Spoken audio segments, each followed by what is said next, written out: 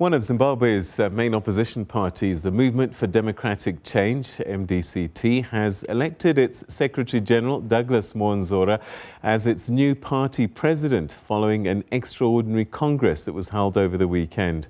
A congress that was at times chaotic, violent and with accusations of electoral fraud. Acting President reports are saying that the Acting President and Acting Leader Thokozani Khupe, who was manhandled by some supporters, it's believed, of a rival presidential candidate. Enraged, Ms. Khupe suspended Mwonzora in the middle of the extraordinary Congress and called for, Congress was called for to replace the late MDC founding president, Morgan Tsvangirai. I'm now joined by Witness Dube, who's the spokesperson for the newly elected MDC-T president, Douglas Mwonzora. Thanks so much indeed for joining us, Mr. Dube. Welcome to the program. Thank you so much, Peter, for having me, and greetings to the viewers. All right, so people from the outside looking in would say that this Congress this weekend was nothing short of chaotic. How would you describe it? The Congress went on smoothly. In fact, it was smoother than most Congresses that we have had in the past. It had a singular purpose of filling in the position of the departed President Tsvangirai, and being an extraordinary Congress, it only had that one agenda, and the Congress was handled by an independent electoral management body, which had been whose services had been sought by the party. And to arrive at that, the party had set through all its various organs, including the National Council, to make a decision as to contract that body to be the one that is vested with the authority. So in the end, the body carried out its duties satisfactorily to the end until it declared that President Douglas Mwonzora, Senator, is now the new duly elected president of the Movement for Democratic Change. All right, you said it was smooth, but I mean, if we start unpacking it, we've got reports that the acting leader before the vote was manhandled, physically assaulted by some supporters at the Congress. What's your take on what happened there? Okay, maybe I should mention it clearly and unequivocally that MDCT as a party, we condemn violence, especially gender-based violence and all kinds of violence. We do not condone violence. We do not believe in violence. We are a party that believes in its democracy and constitutionalism. And as such, the party is seized with the matter and is doing everything in its power and ability to bring those culprits to book.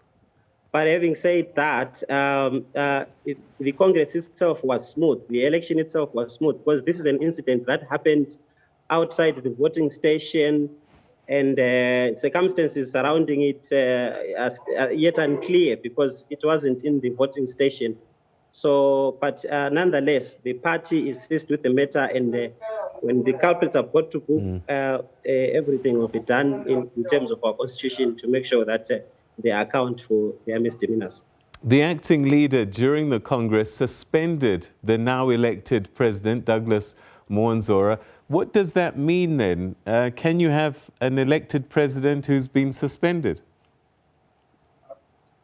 Yeah, maybe we need to give the background that you say going into this Congress, all power had been vested in the independent electoral management body in terms of holding of the election. The acting president then, who was the outgoing president, Madam Thokozani Khupe, had no authority whatsoever to have any influence over the conduct of the election.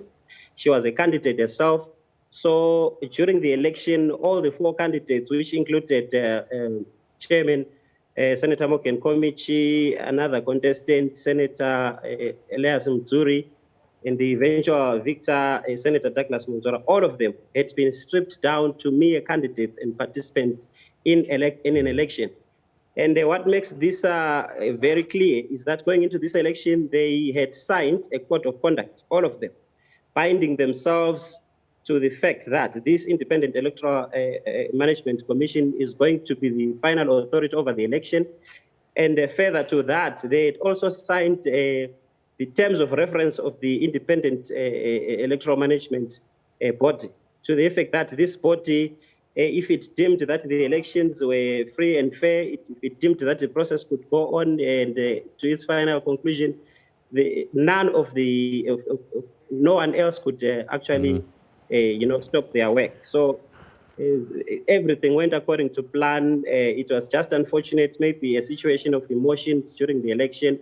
It was just an emotive declaration that is of no consequence. That is at best null and void, so to speak. All right. You said duly elected, but there are questions about whether there was a quorum for this Congress. How many people are supposed to be present to vote, and did you have sufficient numbers? We did have sufficient numbers. According to our constitution, the extraordinary Congress is made up of all delegates who are eligible to be there. It's made up of, the quorum is 2/3 of those delegates. But, the constitution is also very explicit that in the case that, 1 hour before the extraordinary Congress, the quorum is not correct, then that extraordinary Congress can go ahead and its resolutions will be endorsed by an ordinary Congress to be called in 6 months. In our case, this is an extraordinary Congress that comes at a time when even our ordinary Congress is long overdue. So we are most likely to have even our ordinary Congress within the next 6 months. But also in terms of numbers, if you look at the general quorum of our congresses, it would have been around, say, 2,500 of the 3,500 or so. But the ones that remained in the party, because when you talk of eligible delegates, you are talking of the members of the party that are eligible to vote, minus those that have left to other political parties, minus those that have been deceased. And so if you look at this Supreme Court ruling, it took us back to 2014 structures. It's a long way back from now to 2014. So 1,024 is way above. We're running out of time, so I'm going to jump in there. But essentially what you're saying is that you had sufficient numbers for a quorum. There are concerns that have been raised about misappropriation of funds. And the newly elected president has had fingers pointed at him as well. What's going to happen around this issue? Well, this issue has just been an emotive issue that was meant to throw mud at Senator Douglas Mwonzora as a candidate, because whilst that has been thrown around on social media, also equally on media, all kinds of media, the acting president herself even actually wrote a letter to the effect that the party was missing none of its funds. And even during the day of the election, they went around telling the delegates that, look, this is going to be a fair election, because in terms of what you have heard in the social media relating to funds, nothing of that sort has happened. And further to that, the Extraordinary Congress itself resolved that straight after the Congress, the party is going to hire external auditors to look into our finances, and anything that is found untoward about them is going to be taken up by the organs of the party, including involving the law enforcement agencies, if that is necessary. All right, and perhaps one final question. A lot of people might be watching this and saying, okay, so Mr. Mwonzora is now the president of the MDC-T, but what is he really president of? Because 1 million people plus voted for Nelson Chamisa, and they believe that he is the real MDC. What is Mr. Mwonzora president of?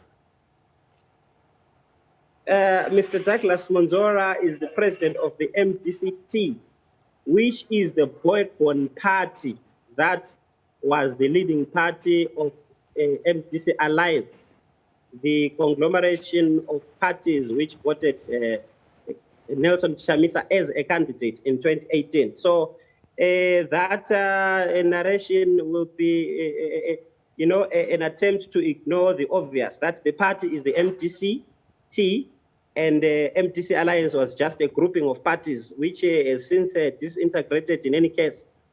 So it will be seen by all in the following days, because the party is reorganizing itself and re-energizing itself, and the masses of the MDCT people that were driving MDC Alliance remain with the MDCT. As you saw, the delegates that turned out for the extraordinary Congress so many years after the 2014 Congress, it shows that the party is alive. It shows that the MDCT was the engine room, and it is there to galvanize the support, as it has always done in the years. And with a leader like Douglas Mwonzora himself, a veteran of many campaigns of this party, we are yet to see the better days of the MDCT. All right, Mr. Dube, thanks very much indeed for your time and joining us on the program.